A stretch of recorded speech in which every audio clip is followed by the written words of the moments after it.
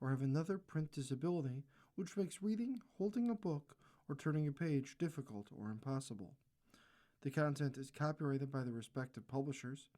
For more information, please visit us on the web at nfradioreading.org. Hello, this is Kathy, and for the next hour, I'll be reading from the June 21st issue of the New York Times Business section on the Niagara Frontier Radio Reading Service. Remote Work Has Helped a Generation of Parents by Claire Kane Miller. Carrie Donovan, a trial lawyer, had such a demanding career that she wasn't sure about having children. The coronavirus pandemic changed her calculus. Her hours remained long and unpredictable. She was the breadwinner. She moved across the country to help care for her parents after her father had a stroke. Yet despite all this, having children suddenly became possible because of the way pandemic-era work untethered office workers from the office. She now has 2 children, ages 4 and 2. She still goes to the office several days a week. But the ability to work from home has made it possible to have both a career and a family, she said. Equally important has been a cultural change at work. What the pandemic did was people all of a sudden were talking more about their families. I have small kids, or I have a parent who's sick, and it made everything easier, she said. The pandemic is the main thing that has enabled me to remain in this job. For people whose jobs can be done at different places and times, mostly college-educated office workers, a lasting effect of the pandemic has been a newfound flexibility, which had been hard to find in the increasingly demanding American workplace. Today, 26% of parents still work remotely some days of the week. And like Ms. Donovan, workers describe a new attitude at the office about family as something to be accommodated, not hidden. But after 6 years of this national experiment, American workplace culture seems to be at a crossroads. Some employers are cutting back on benefits that have supported working parents, including remote work. A movement on the right is pushing for more mothers to stay home entirely. Yet there's more evidence that a more flexible and family-oriented environment has benefited caregivers of all kinds, including fathers, people caring for aging parents, and especially mothers. In interviews, some said they wouldn't have had children otherwise. Others said they might not have continued to work. Since 2023, the share of mothers of prime working age who are in the labor force in some capacity and have children 18 and under has consistently been higher than it was in 2019, which was already a period of very low unemployment, including for mothers. It's particularly true of mothers of children under 5, according to data analysis for the New York Times by the Hamilton Project at the Brookings Institution. Economists see these women as a bellwether because they're most affected by parenting demands and least likely to work. Mothers are working because they have to. 45% are their family's primary earners. Earnings often aren't keeping up with expenses, and women suffer long-term career setbacks if they take breaks. They're also working because they want to. Women are on average more educated than men, they're having children later, and they're investing in careers they care about. But most working parents also say they want more time with their children. While the changes are incremental, the data suggests that workplace flexibility has made it more possible for more of them to do both. Since the pandemic, mothers have been quite resilient in staying in the labor force, said Lauren Bauer, a fellow in economic studies at Brookings, who led the analysis. It also shows, researchers say, that changing the way more jobs operate, including jobs that don't have as much flexibility in when and where they get done, could help even more workers who are also caregivers, which is pretty much everyone at some point in their lives. This is a problem for society to solve, says Misty L. Hagenes, a professor at the University of Kansas. We need to start making the work environments outside of our home work for women, work for caregivers. Many obstacles to working and caregiving remain. Rising childcare prices are making it more expensive to work. Women are paid less than men, especially when they become mothers. Though mothers without college degrees are also working more, it's not necessarily because it's become easier to balance work and family. It's because it's become harder to make ends meet. Remote work has downsides. Entry-level workers learn less from colleagues, for example. They can feel lonely, and work frequently bleeds into home life. But for those who can do it, it has been a great enabler, parents said. Women have been demanding generalized workplace accessibility for a long time, and COVID broke that open, especially for better educated workers, Ms. Bauer said. Elizabeth Terhune, 37, recalls the challenges of working with an infant before the pandemic, pumping breast milk at her biology lab. When she had a second baby, while working remotely in the pandemic, she could breastfeed when he was hungry and work flexible hours while still making leaps in her career.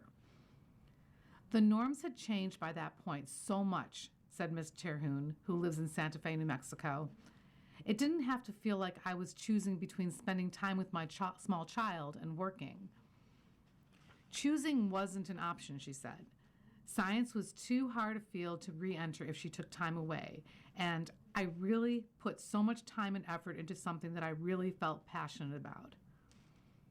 Parents often hid their caregiving responsibilities at work, studies have shown. Now, there is more permission for arrangements like working from home when a child is sick, attending a meeting by video instead of traveling to it, or stepping away from work for school pickup. I think the cultural shift where everybody becomes more accepting of it is what makes the biggest difference, said Lauren Goldman, 37, a lawyer at Boies Schiller Flexner in New York, and the mother of 2 children, ages 5 and 2. She and her husband, also a lawyer, work a lot. Sometimes their jobs require late nights or travel, or their nanny cancels. But before the pandemic, colleagues told her they wouldn't tell anyone when they had to deal with a child-related issue. Now she can be honest, she said. Many men feel even more pressure to be always available at work. Yet survey data shows that post-pandemic, more of them are spending more time with their children and seeking flexible hours. Trivkram Krishmurthy, 50, who works in tech in Los Altos, California, takes turns with his wife, who is in finance, working from home. It enables him to pick up his son, 11, from school and help his daughter, 14, with her math homework. Doing that during the workday had once been unimaginable, he said. But now he feels unapologetic about rearranging his calendar so that he's free for the hour after school. There's this culture that says you shall not take any time off, and I think that part has gotten easier, he said.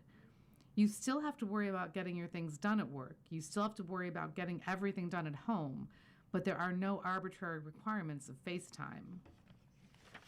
As the birth rate falls in the United States, some women said the new flexibility was what enabled them to become mothers at all. Christine Mealy, 40, knew that having a baby on her own would be hard. She had her son, now 4, only after getting a fully remote role during the pandemic, doing human resources investigations for a pharmaceutical company in Boston. Childcare is expensive, around $30,000 a year, and when he's homesick, she can't work. But working from home while he's at daycare helps in every aspect of my life, she said. She can change laundry or run errands, freeing up time when he's home. Jobs in corporate America before the pandemic had become round-the-clock, disproportionately rewarding people who were always on call. This often meant mothers took lesser jobs so they could be on call at home. For Ms. Donovan, the lawyer who is 40 and lives in Asbury Park, New Jersey, the fear of needing to back-burner the career she'd spent 20 years investing in was why she'd questioned having children. Yet the pandemic enabled her to do so while also caring for her parents and making partner at her firm, Winston Taylor. Now, depositions can be done virtually without several days of travel. She works from home a few days a week, saving 3 hours by not commuting and being there for dinner and bedtime with her children. I know for a fact that if I had to go to the office like I did pre-pandemic, I would not be in this situation, she said. Certainly, I would not be happy. The United States has long framed work-family balance as a personal problem, but researchers said remote work showed something else. Changing how work functions can make a broader difference. Many of the challenges for working parents and the solutions are about the structure of work, not people's individual effort, said Corinne Lowe, an associate professor at the Wharton School at Penn. Employers and policymakers have the power to reshape work for more people, researchers said. For jobs that can only be done in person at certain hours, for example, predictability in employees' schedules is vital to arrange childcare and backup plans for emergencies. Hourly workers, though, often don't have predictability. What if the corporate American workday were aligned with school hours? What if office workers had certain hours each day when they were expected to work synchronously and could choose their other hours? What if part-time work were a right and didn't mean losing health insurance or the chance to return to the same career track? What if hourly workers were required to get their schedules well in advance? What if parents had 6 months of paid leave after a baby was born? What if childcare were paid by the government, including after school and in the summer, and people who took breaks from employment for caregiving got stipends? What if school, work, and society were built around the expectation that men are caregivers too? Changes like these have happened before, researchers said.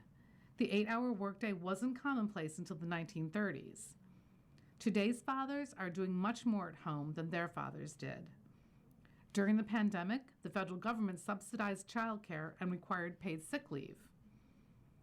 We need to be bolder in demanding a decent life for parents, for workers, said Sarah Bannett-Weiser, dean of the Annenberg School for Communications at Penn. There's this idea that nothing can change, but we had this grand experiment in the pandemic and the economy didn't fall apart. One man links the NBA, NCAA, and poker scandals. Sugar Shane Henin is ready to talk, by Santul Nerkar and Tanya Ganguly. Chasing that inside edge into scandal. An indicted gambler says he's justified taking any advantage in games stacked against him. Jefferson, Louisiana. Shane Henin is among his people. Hundreds have packed into Buffalo's, a pool hall outside New Orleans, to compete in and wager on one of the largest billiards tournaments in America. Some are professional players, others are washed up. Most everyone, he says fondly, is a degenerate gambler. Everybody's in here for one thing, Mr. Henin says with a rasp, sipping from a bottle of grape soda, and that's to make money. Mr. Henin, a professional gambler who promotes his picks to 70,000 followers on social media, is 41 and stocky, with a short chin-strap beard that helps define his jawline a bit. He usually favors turtlenecks, but on this late night in May, he's in an oversized white All Saints t-shirt and gym shorts. He moves around Buffalo's easily, dapping up friends, former adversaries, and associates from the betting world, all of whom greet him like family. There's no sign that he's been indicted in 3 federal gambling cases and is facing decades in prison. Prosecutors in the Eastern District of New York have accused Mr. Henin of helping the mafia rig high-stakes poker matches and of placing bets using inside information about the National Basketball Association. Prosecutors in the Eastern District of Pennsylvania say he did the same for bets involving men's basketball games in the NCAA and China. The basketball indictments center on insiders who are accused of leaking to sports bettors that players and teams would underperform, either intentionally or because of injury, enabling the gamblers to wager that the teams would lose games or score fewer points. 2 NBA players, Terry Rozier and Jontay Porter, have been charged with participating in the schemes. Mr. Rozier has maintained he is innocent.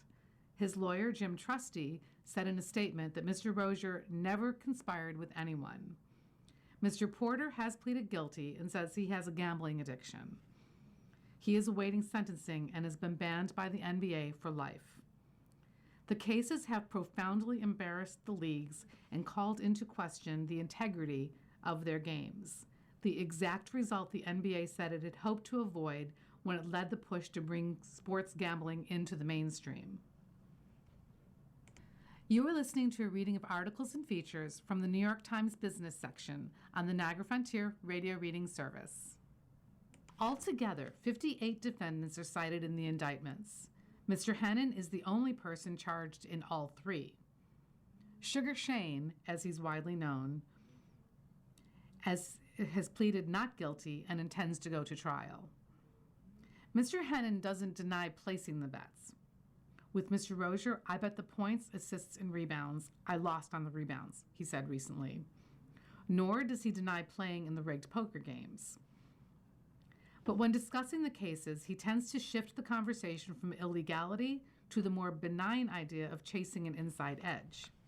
In his view, the best gamblers must use any information they can to win a game that's been stacked against them by the house.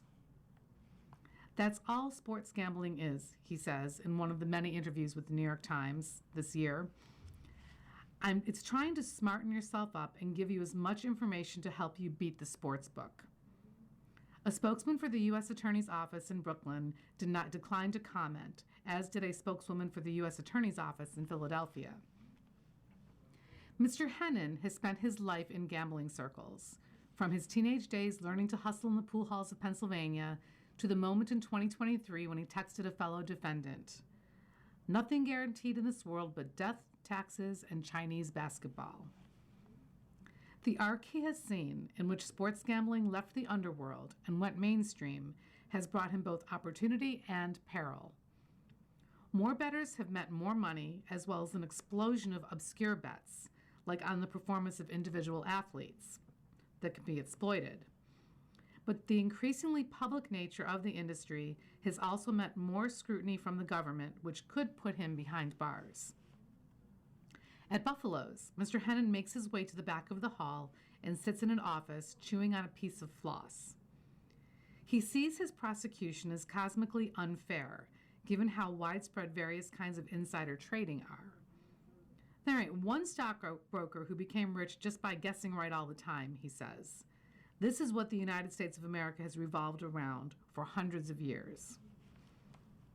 The owner of Buffalo's, Jim Leone, who goes by Buff, listens to Mr. Hennon sympathetically. He's in his 70s and lives in the pool hall, sleeping in a bed tucked into a loft. Nobody here is feeling sorry for the casino, he said.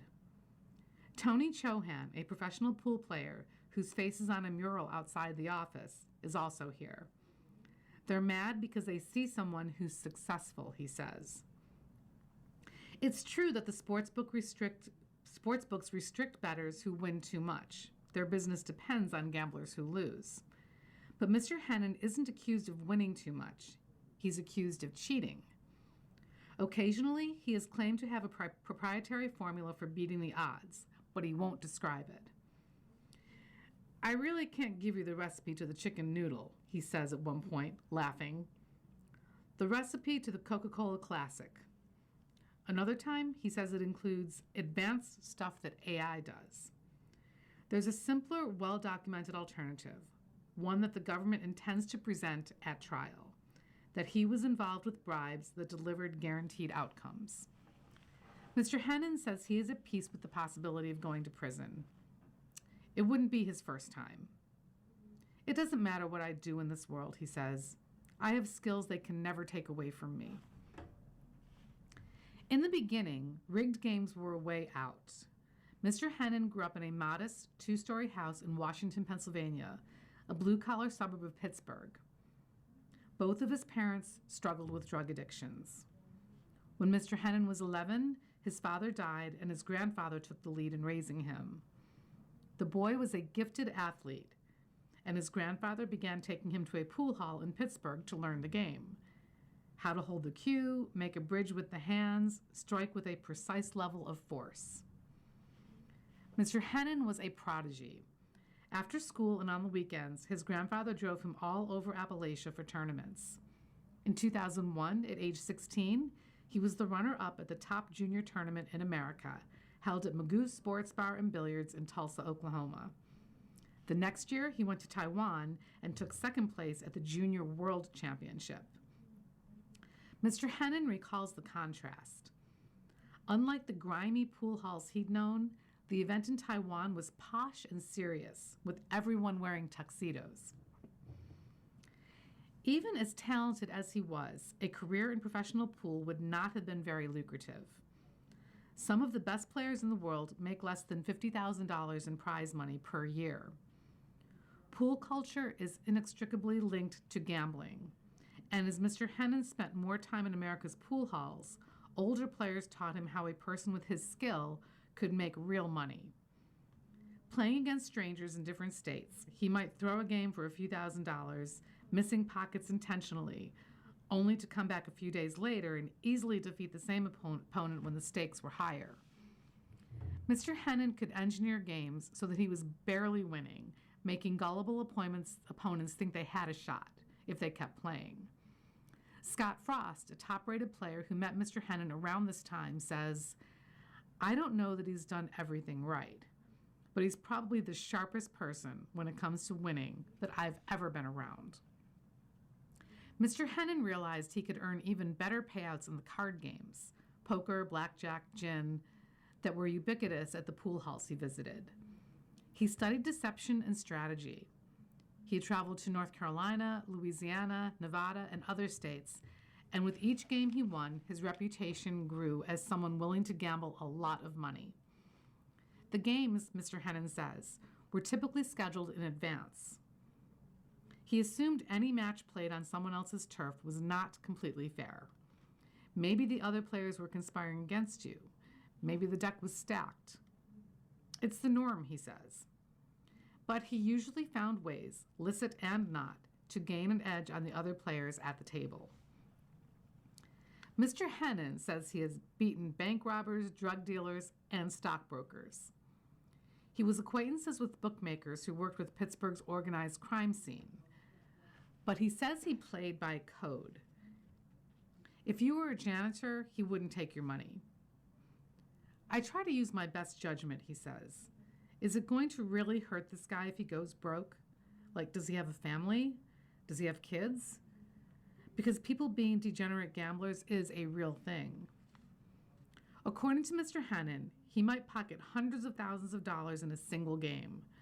When he was younger, he says, he usually gambled away his earnings as soon as he won. In 2006, when Mr. Hennon was 21, he pleaded guilty to possessing an illegal gambling device, a contraption used to cheat at dice, and was sentenced to probation. 3 years later, Mr. Hennon was charged with attempted murder after stabbing a college basketball player over a card game in a Pittsburgh bar. The athlete accused Mr. Hennon of cheating him. Mr. Hennon said he'd sliced him with a box cutter in self-defense.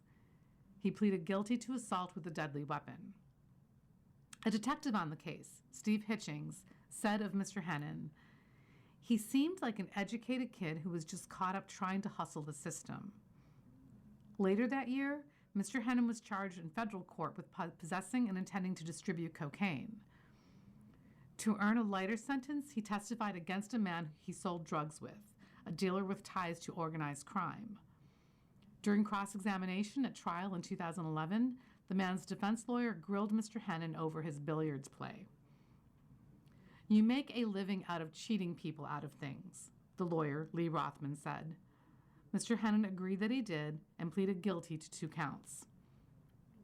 He served 2 years in a low-security prison in Lisbon, Ohio, and got out in 2013. An enormous opportunity lay ahead.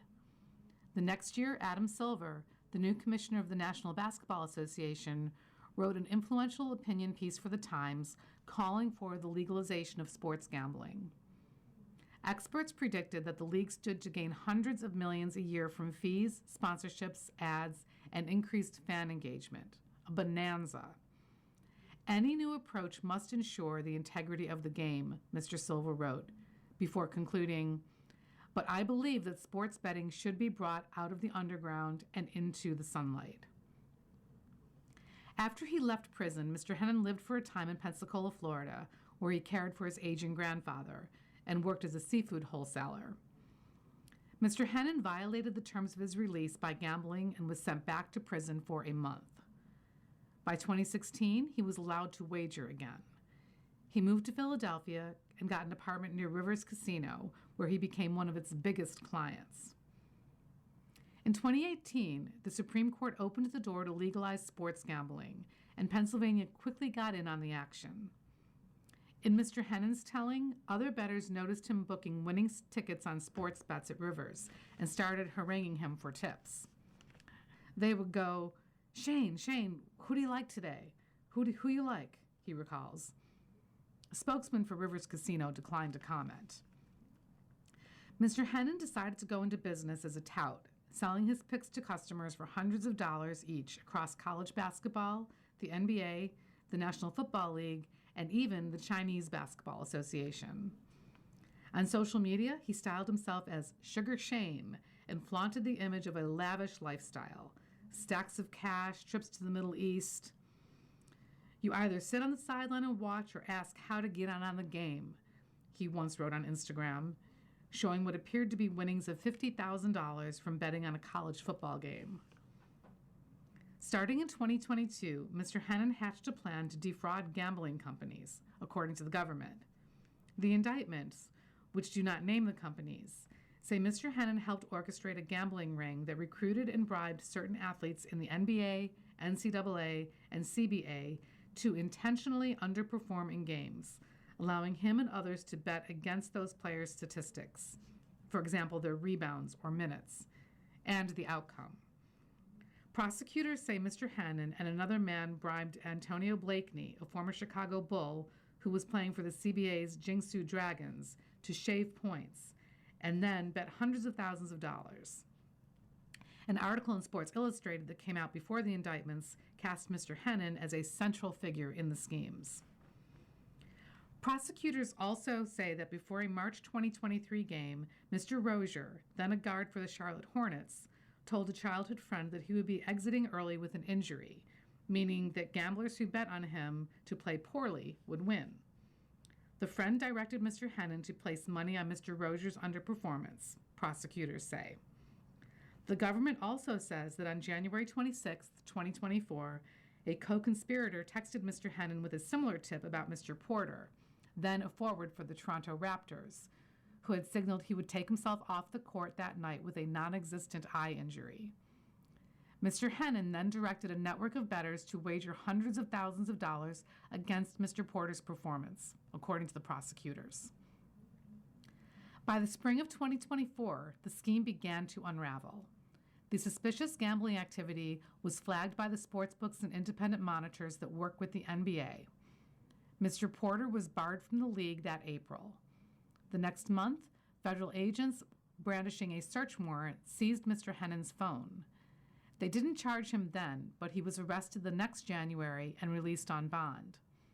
The first two indictments against him came down in October 2025 and January 2026.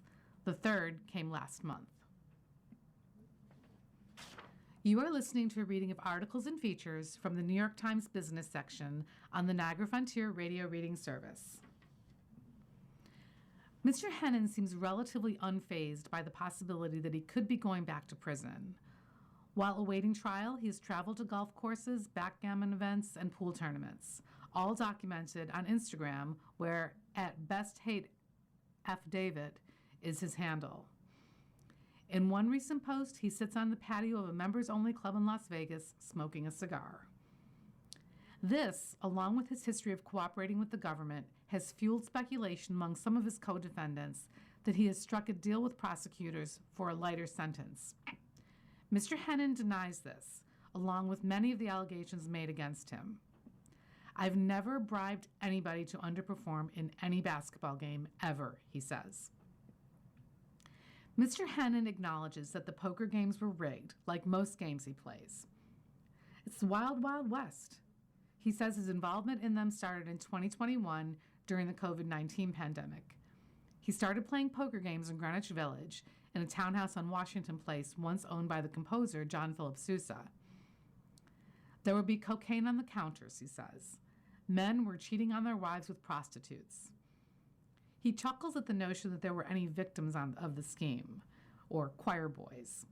Everyone in that room, he said, would do whatever it took to win. The victims were trying to cheat the cheaters, he says. He claims that he stopped going to the poker games later in 2021 because he felt he was getting bilked and that he won around $40,000 that was never paid to him. Prosecutors say he helped members of the Bonanno, Gambino, and Genovese crime families rig those games via hidden technology that reads cards and sends that information to someone off-site who would then alert a player at the table who was in on the scheme. The NBA and its betting partners, DraftKings and FanDuel, have argued that the cases against Mr. Hennon and the other defendants, while troubling, are evidence of a system that's working, with bad actors being rooted out and prosecuted.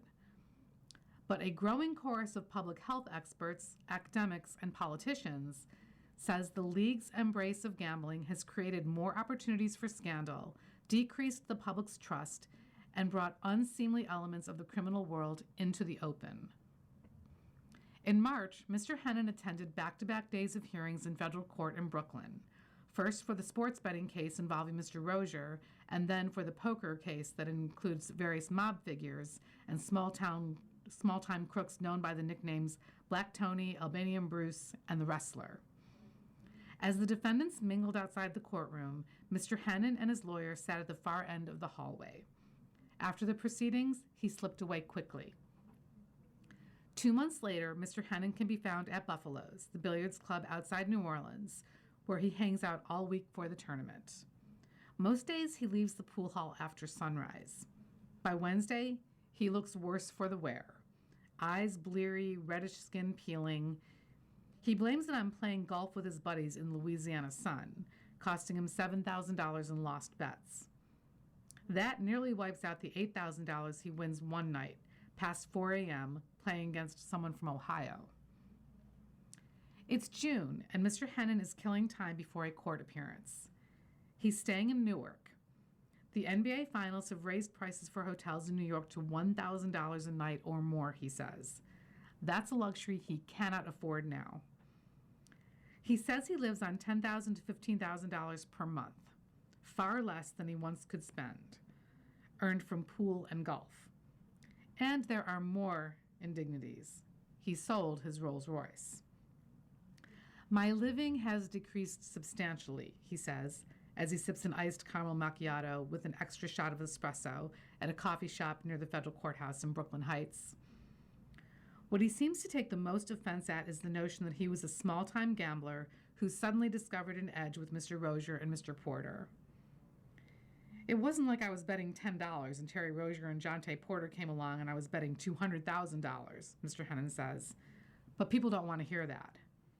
After all, he was Sugar Shane, the king of Rivers Casino in Philadelphia.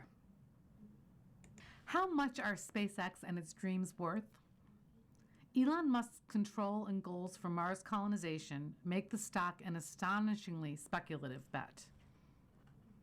Watching SpaceX stock trade in its infancy as a public company has been like viewing a successful rocket launch. The ascendance of the company's shares has been pure spectacle. The superlatives are still piling up. SpaceX had the largest initial public offering in history, making its founder, Elon Musk, the world's first trillionaire. Its total market value stood at about $2.4 trillion on Thursday. At one point during the week, it trailed only NVIDIA, Alphabet, Google, and Apple in market capitalization. Despite 2 rough days, it remains among the top 10 stocks. That's an elite and impressive club. But does SpaceX really belong there? Are its shares worth that much? I have my doubts. Mr. Musk is a visionary with real achievements at both Tesla and SpaceX, and his unique abilities justify high share prices in the minds of his legions of fans. Nonetheless, the current price of SpaceX is difficult to justify by traditional measures. The company is losing money, but that's the least of it. Perhaps most troubling is that an investment in SpaceX is an extravagant bet on a sci-fi dream. The company's prospectus says clearly that SpaceX is dedicated to the establishment of a permanent human colony on Mars with at least 1 million inhabitants. This isn't mere whimsy. Mr. Musk has said repeatedly and in great detail that he is wholly dedicated to making humans an interplanetary species. This quest could siphon off any profit SpaceX will ever make. Even if the company is fabulously successful in every other respect, the Mars project could bankrupt it. Would Mr. Musk blink before that happened? He is famous for persevering when others would falter. He has done so at Tesla, and he has set up SpaceX so he can't be easily deposed. He controls more than 80% of its voting shares. So if he wants to pour all of SpaceX's future cash flow into the mission to Mars, he may be able to do so. That could lead to fantastic riches one day, but it's not likely to do so soon. In the meantime, the financial drain could be devastating. From this perspective, SpaceX as a company could be worth absolutely nothing. As a publicly traded stock, SpaceX shares have plenty of financial virtues. The company plays a dominant role in the U.S. space program. It is a military contractor, too. This side of its work is less well known and potentially highly lucrative. Its high-speed Starlink satellite internet system is a proven geopolitical force, helping Ukraine withstand Russia's assault, as well as an expanding profit center. The rapid cadence and large payloads of SpaceX launches, made with reusable rockets, give Starlink cost advantages and enable it to regularly improve its network. If AI is deployed widely in cars, robots, and roaming devices, that might enlarge the market for constant, high-quality mobile connectivity, which Starlink could provide. Then there's artificial intelligence. The AI stock market frenzy has bolstered SpaceX shares. That's the case even though the company's chatbot, Grok, isn't in the same league as those from OpenAI or Anthropic, which are expected to have their own trillion-dollar IPOs this year. Google and Meta, as well as Chinese companies like DeepSeek, are formidable competitors. That said, SpaceX has used its richly valued shares to buy Cursor, a code-writing AI startup, which could give SpaceX more weight in the scramble for business. For now, AI is a positive factor in the stock's valuation. So is SpaceX manufacturing prowess. It is building big data centers in the United States, which already have excess capacity.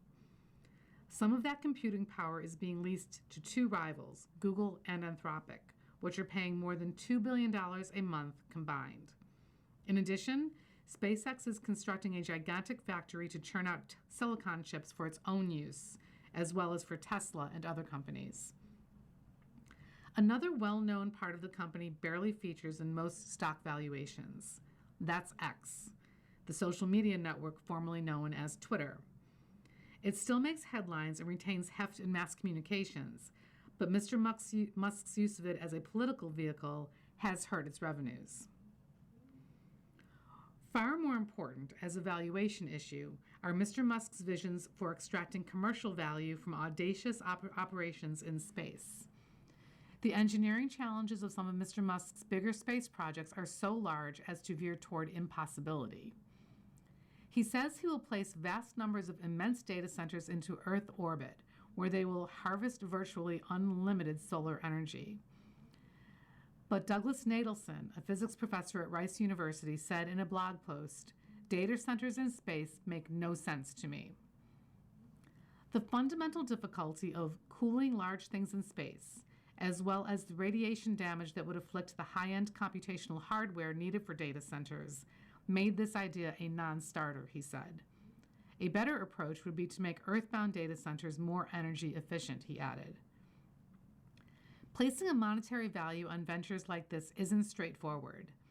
In a transparent assessment of SpaceX's value as a public company, Nicholas Owens, a stock analyst for Morningstar, the financial services company, grouped the orbital data centers with other more speculative projects as the optimistic moonshot scenario for SpaceX. Mr. Owens estimated there would be 7% probability that the moonshot would be achieved. He assigned a 43% probability to a future without the data centers and gave a 50% probability to a minimum viable product outcome in which some commercially viable orbiting data centers function. The Morningstar analysis chose to disregard a long list of other projects and ambitions, including actual moonshots and interplanetary colonization, Mr. Owens added. These would most likely absorb massive investment, could come with dilution to stockholders, and have a wide range of possible payoffs, positive or negative. This assessment strikes me as generous. Even so, Morningstar concluded that SpaceX shares were worth only about $63, about one-third of their price on Thursday. Another public open-source evaluation of SpaceX came from Aswath Damodaran, a New York University finance professor who has valued tech stocks extensively. He was more optimistic than Morningstar, but concluded that SpaceX shares were worth just $98, a little more than half their price on Thursday. SpaceX's target share price was already remarkably high before its IPO. As its price has risen, the valuation problem, using traditional metrics, has become more glaring. Consider SpaceX's price-to-sales ratio, the relationship between its share price and annual sales. When that ratio becomes extremely high, above 40 to 1, a stock is richly valued, and the odds of strong returns for investors drop sharply.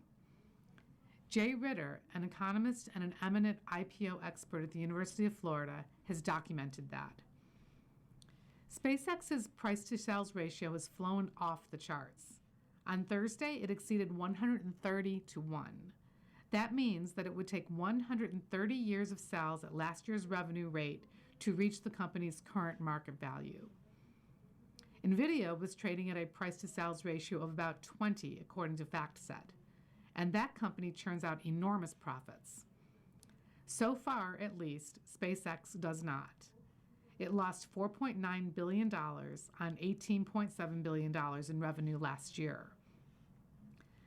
SpaceX bulls point out correctly that its revenue is already rising sharply thanks to its rentals of terrestrial data center capacity. Starlink and many of its rocket launches are profitable, and revenues from both are growing. The company could easily generate large overall profits soon if that were its main focus. AI could eventually lead to SpaceX profits too. Corporate America is investing hundreds of billions of dollars in AI infrastructure. SpaceX has joined that race. It might pay off. But don't forget Mr. Musk's grandest hopes for SpaceX. If you believe the company can reach Mars, populate it, and make money from it, then the stock might be worth vastly more than it costs now. Its classified military work could conceivably turn out to be a bonanza too, though I've seen little evidence of it. Without wild cards like those, however, the company looks grossly overvalued. Perhaps SpaceX shouldn't be thought of as a conventional investment at all. It's a hope and a dream. The company excites and inspires many people. But if you buy a piece of it now, you are paying a lavish premium for Mr. Musk's leadership. You are also accepting the risk that he means just what he says. Whatever it takes, he intends to put gigantic data centers in orbit and eventually to reach and populate Mars. If he succeeds, Mr. Musk and SpaceX will forever be legends. But at SpaceX's current share price, it's surely worth asking whether that money may have been better used on planet Earth. You are listening to a reading of articles and features from the New York Times business section on the Niagara Frontier Radio Reading Service. Work Friend by Max Reed. Nightmare of trying to please a bad boss. Question. About 3 years ago, my company hired an incredibly toxic person to oversee my software engineering team. That person has slowly made things a living hell, taking what was creative work and transforming it into a dead-end robotic job. As a result, 12 people have quit in the last 6 months, around 20% of the team. The only way to please this new lead is to jump through hoops and do exactly what we are told. And as evidenced by last year's performance reviews, there is a low probability that even that will get rewarded. I've tried talking about the problem with my director and senior director, but no one seems all that concerned. I'm only a couple of years away from retirement, have a remote work situation, and earn a good salary, so I'm pretty sure I want to stay. But I'm having trouble enduring the day-to-day. Do you have advice on how to suffer through? By Anonymous. Answer. What you need is a group chat. The misery of working under a bad boss can be bearable if you have sympathetic and comradely coworkers. The loneliness of working remotely can be alleviated by a humane and motivating boss. But working remotely under a bad boss is the worst of all possible worlds. All the misery and toxicity, and none of the enjoyable, seditious long lunches or after-work vent fests over drinks. So I would seek out and gather some sympathizers into an app. Needless to say, a separate non-work app to be used only on personal devices. A good group chat of similarly disaffected and frustrated colleagues may not be able to wholly replace the cheering experience of making meaningful eye contact in a bad meeting or gathering in a galley kitchen to complain in whispered tones about a new policy. But having a text box to type your frustrations into and receiving a supportive response can go a long way to soothing the day-to-day frustrations of an unbearable workplace. If you were at a different point in your career, I might even suggest that such a group could be staging ground for an organized effort to remove your new toxic lead. And maybe it still can be that for whatever participants are staring down an indefinite future under this boss.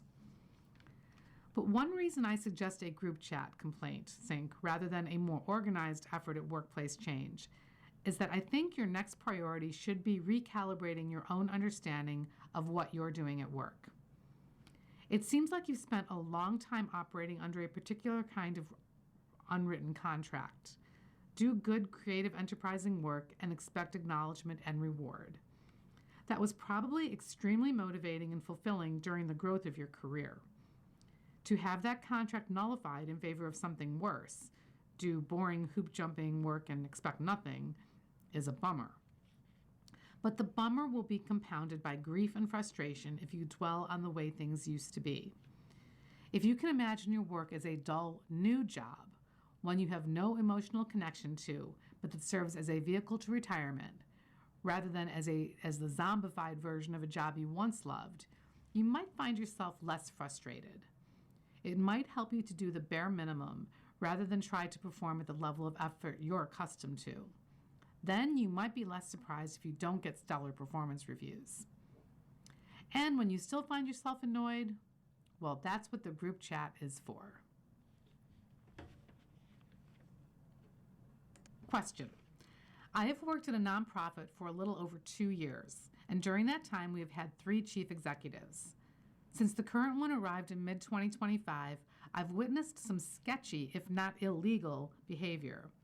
Misuse of funds, the layoff of a staff member who was 8 months pregnant because a lack of sufficient funding for her position, followed by the hiring of a man to do the exact same job. Private board sessions about the budget that did not involve the entire leadership team. I shared the evidence I had on the misuse of funds multiple times. After the last incident, they conducted a comprehensive organizational audit. Luckily, I've been recruited for a different position and will be leaving the organization soon. My question is, should I do anything with this information when I go? Anonymous. Answer.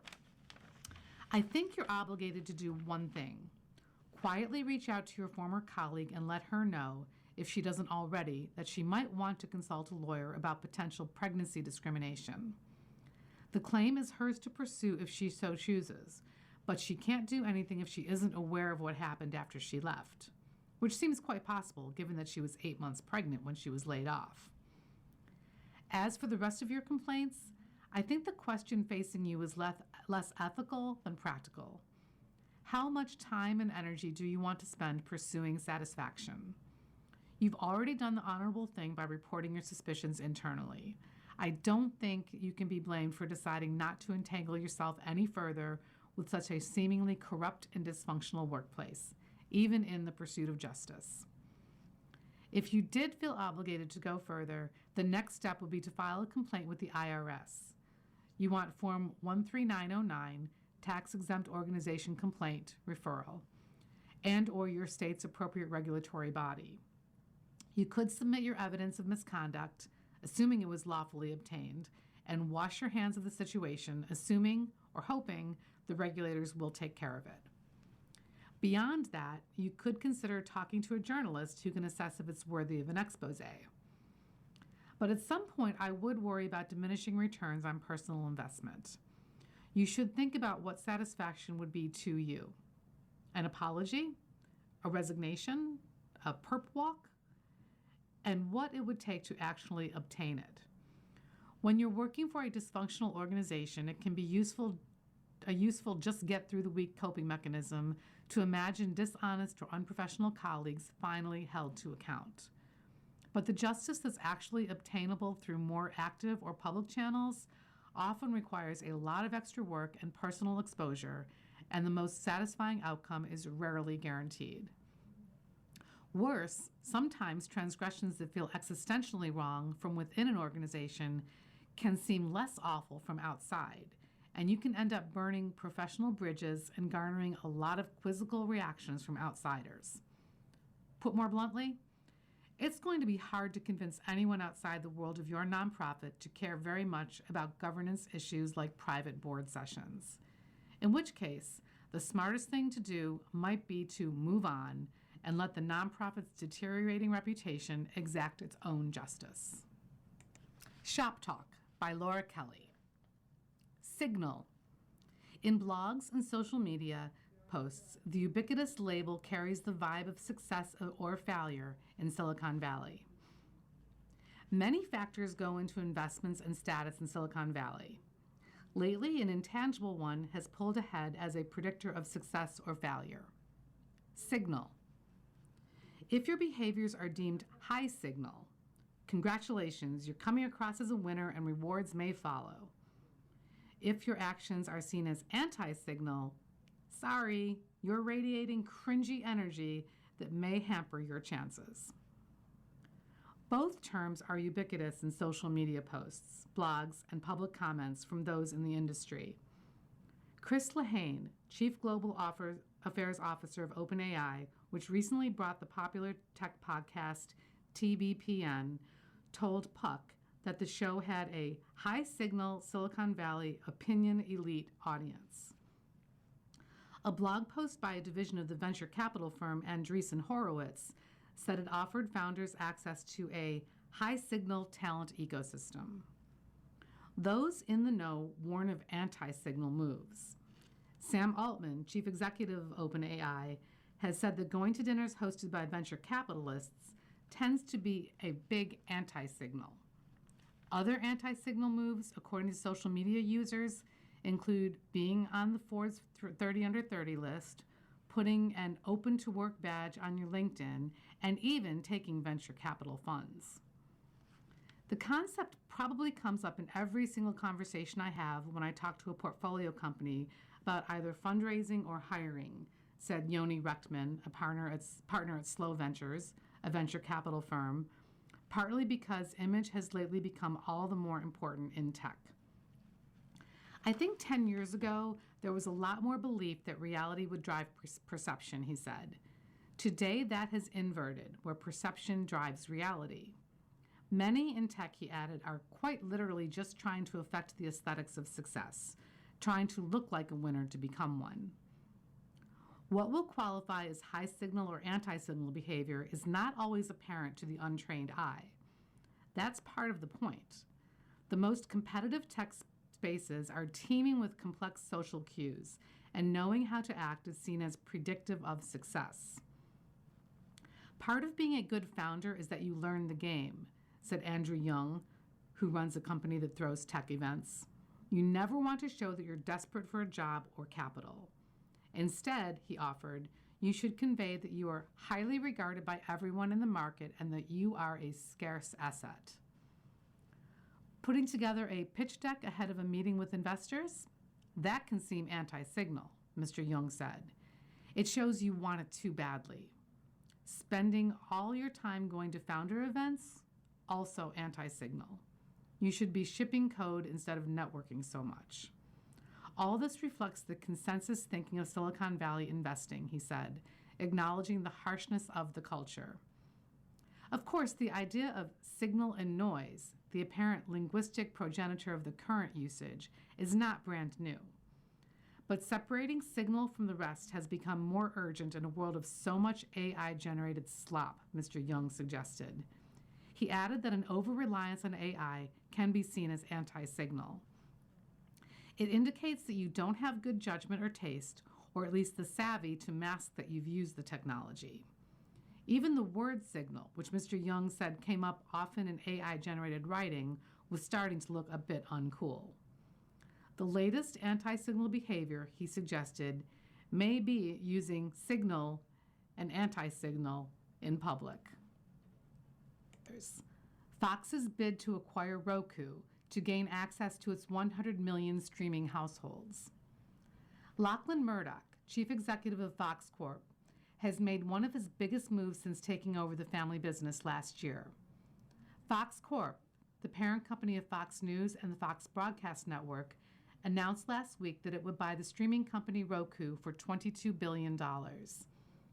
If the deal is approved, the company would get access to the 100 million households that stream content using Roku devices, known for their distinctive black and purple remotes, Benjamin Mullen of the New York Times reported.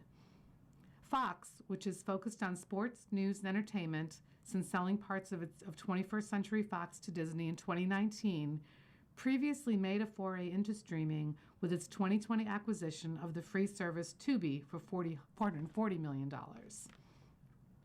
Mr. Murdoch, a son of Rupert Murdoch, said in a statement that the deal combined the most valuable live content portfolio in video consumption with the preeminent streaming platform through which America watches it.